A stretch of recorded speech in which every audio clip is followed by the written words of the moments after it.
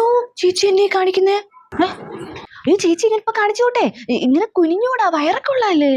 അതെന്താ കുഞ്ഞു ചാടി പോവോ? കുഞ്ഞ് ചാടി പോകുന്നില്ല, എന്നാലും കുഞ്ഞിനത് അപകടമായിരിക്കും. ഞാൻ ഗൂഗിൾ ചെയ്ത് നോക്കിയായിരുന്നു. കിടക്കുമ്പോൾ ചെരിഞ്ഞേ കിടക്കാൻ പാടുള്ളൂ, ഇങ്ങനെ കുനിയുമ്പോൾ പെട്ടെന്ന് ഇങ്ങനെ കുനിയാൻ പാടില്ല, അങ്ങനെ കുറെ കാര്യങ്ങളുണ്ട്. ചേച്ചി ഇത് നോക്കിയിട്ടില്ലേ ഗൂഗിളില്? ഇതൊക്കെ നിന്റെ വേറൊരു സംശയങ്ങളാ. അപ്പൂനെ ഗർഭിണിയായ സമയത്ത് ഇതിലും വലിയ സംശയങ്ങളൊക്കെ ആയിരുന്നു, പേടിയും കാര്യങ്ങളൊക്കെ ആയിരുന്നു എനിക്ക്. പിന്നെ 24 മണിക്കൂർ ഈ മൊബൈലിലേക്ക് കുത്തിയിരുന്ന് അതെന്താ ഇങ്ങനെ, അതെന്തുകൊണ്ടാണ് ഇങ്ങനെ, ഇതെന്തുകൊണ്ട് എങ്ങനെ, അങ്ങനെ ചെയ്താൽ പറ്റുമോ, ഇങ്ങനെ ചെയ്താൽ പറ്റുമോ എന്നൊക്കെ ചിന്തിച്ച് കൂട്ടുന്നതുകൊണ്ടാണ് നിന്റെ കുഴപ്പം. ഒന്ന് പെറ്റ് കഴിയുമ്പോൾ ഈ പേടിയും ടെൻഷനും എല്ലാം മാറി. എൻ്റെ എല്ലാം മാറിപ്പോയി. കുഞ്ഞു ചാടി പോവോ, കുഞ്ഞു നിന്നാൽ കുഴപ്പമുണ്ടോ, അങ്ങനെ നിന്നാൽ കുഴപ്പമുണ്ടോ എന്നുള്ളത് പേടി എല്ലാം മാറി. ഞാൻ വെറുതെ പറഞ്ഞൊന്നുമല്ല, ഇതിലൊക്കെ കാര്യമുണ്ട്. ഒന്നുമില്ലാണ്ട് വെറുതെ ഗൂഗിളിൽ എഴുതി വെക്കത്തൊന്നുമില്ലല്ലോ.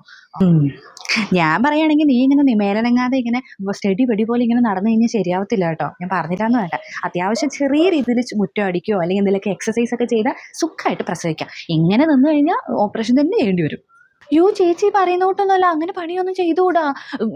ചിലവരൊക്കെ പറയും എക്സസൈസ് ചെയ്യാൻ. എക്സസൈസ് ചെയ്തിട്ട് വല്ലതും പറ്റിപ്പോയാലോ? ദേഹം അനങ്ങുന്നതല്ലേ, ഒന്നുമില്ല എൻ്റെ വയറ്റിലല്ലേ. വയറ്റിൻ്റെ ഉള്ളിൽ എന്തോ ഉള്ളത്, നമ്മുടെ കയ്യിലൊക്കെ വല്ലതും പിടിക്കും. ഇത് വയറിൻ്റെ ഉള്ളിൽ എങ്ങനെ ഇരിക്കാനാ? ചിലപ്പോൾ നമ്മൾ എക്സസൈസ് ചെയ്യുന്ന സമയത്തെ ഇങ്ങനെ നിവരും ചെരിയും ഒക്കെ ചെയ്യുമ്പോൾ കുഞ്ഞ് അങ്ങോട്ട് ഇങ്ങോട്ട് കിടന്ന് ആടത്തില്ലോ. അയ്യോ എനിക്ക് പേടിയാ, ഞാൻ അങ്ങനെയൊന്നും ചെയ്യത്തില്ല. വേണ്ട, എനിക്ക് എന്തായാലും നല്ല പേടിയാ, അതുകൊണ്ട് ഞാനൊന്നും ചെയ്യാനില്ല. അനങ്ങാണ്ടിരിക്കട്ടെ. അയ്യോ ഞാൻ കുറേ നേരം എഴുന്നേറ്റ് കിടക്കാണ്ടിരിക്കും. ഞാൻ ചിലക്ക് കിടക്കട്ടെ കേട്ടോ.